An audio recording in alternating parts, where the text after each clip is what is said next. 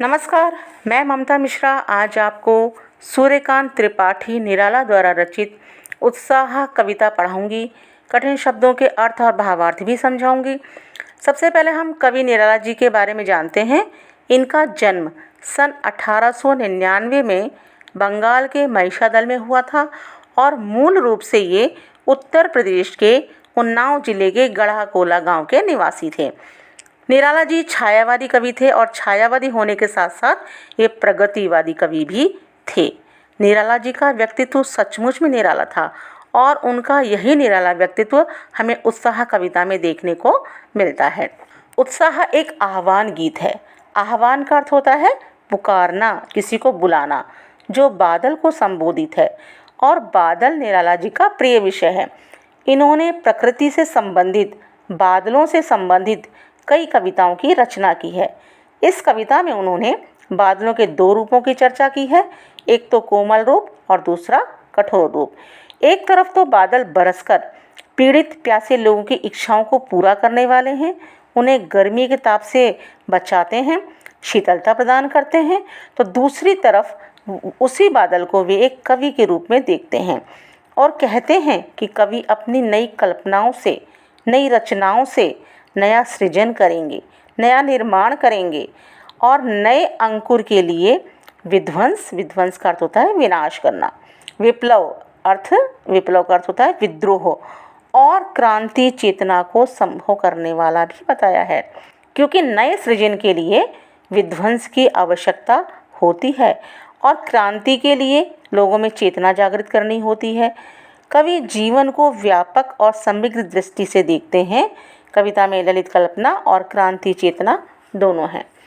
कवि कहते हैं कि सामाजिक बदलाव में क्रांति की महत्वपूर्ण भूमिका होती है और कवि की लेखनी में वह शक्ति होती है कि वह अपनी कृतियों के माध्यम से, अपनी रचनाओं के माध्यम से लोगों में नया जोश, नई उमंग और उत्साह पैदा कर देते हैं। हमारे देश की आज़ादी में इन साहित्यकारों की महत्वपूर्ण भूमिका रही है। कवि इसे नवजीवन और नूतन कविता के संदर्भों में देखते हैं। जिस प्रकार बादल बरसकर लोगों में नवजीवन का संचार करते हैं, उसी प्रकार कवि भी अपनी रचनाओं, अपने भावों, अपने विचारों द्वारा निराश हुए लोगों में, हताश हुए लोगों में नई चेतना उत्पन्न करते हैं। तो देखते हैं, अब हम कविता पढ़ते हैं। बादलों को संबोधित करते हुए कहते हैं कि हे बादल तुम गरजो। अब यहाँ पर कवि बादलों को गरजने के लिए इसलिए कहते हैं क्योंकि वे बादलों को विध्वंस, विप्लव और क्रांति का सूत्रधार मानते हैं।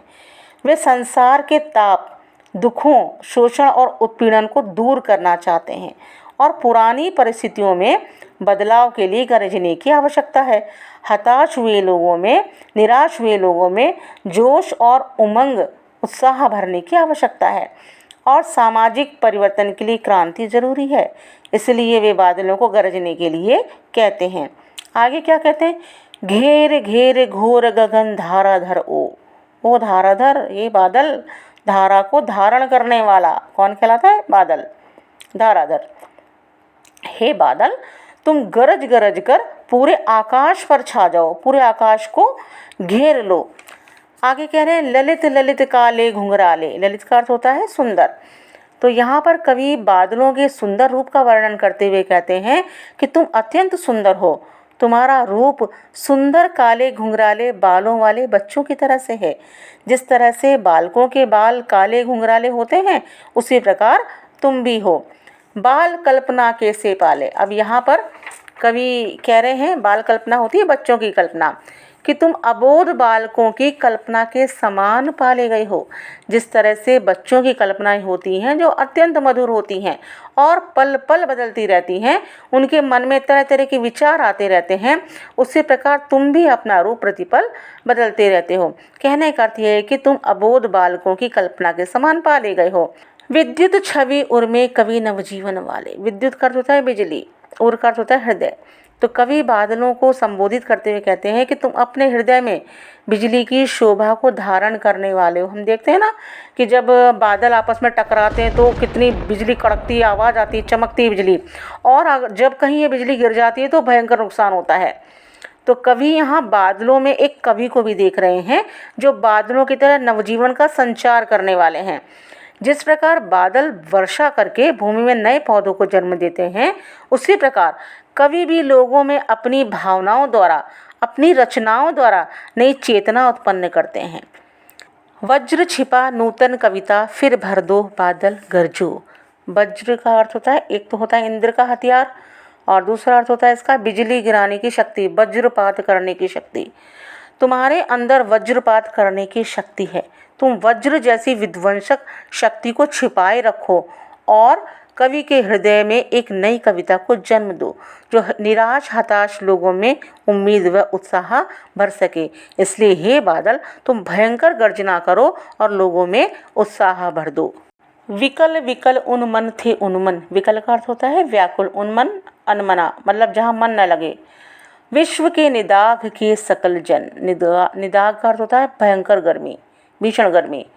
सकल सारे जन लोग, तो कवि कह रहे हैं कि संसार के सभी लोग गर्मी से व्याकुल थे, बहुत परेशान थे, अनमने थे। गर्मी के कारण कहीं उनका मन ही नहीं लग रहा था। और ऐसे में तुम आए अज्ञात दिशा से अनंत के घन। बादल कहाँ से आते पता नहीं चलता है। ऐसे में तुम अज्ञात दिशा से अंतहीन आकाश में न जाने कहाँ से आकर छा गए हो। अंतहीन आकाश को कहा जाता है जिसका कोई अंत ही ना हो। तप्त धरा जल से फिर शीतल कर दो हे बादल, तुम बरसो। गर्मी के कारण ये धरती जो इतनी तप रही है, लोग जो इतने परेशान हैं, इतने व्याकुल हैं, तुम अपने इस गर्मी से तपती हुई धरती को बरस कर शीतलता प्रदान करो। हे बादल, तुम गरज कर इतना बरसो कि समस्त प्राणी जगत को सुख रूपी शीतलता प्रदान करो। हे बादल, तुम बरसो। कहने का आशय यह है कि चारों ओर असमानता, शोषण, वेदना, व्यथा फैली हुई है। इससे सामान्य जन परेशान है, पीड़ित है। इसलिए सामाजिक क्रांति और नव सृजन की आवश्यकता है। और कवि यहाँ पर नए कवियों की ओर भी संकेत करते हुए कह रहे हैं, नए कवि को भी कह रहे हैं कि अपनी रचना से पीड़ित शोषित लोगों में नव सृजन की चेतना भर दो। तो मैंने आपको आसान तरीके से समझाने की कोशिश करी है।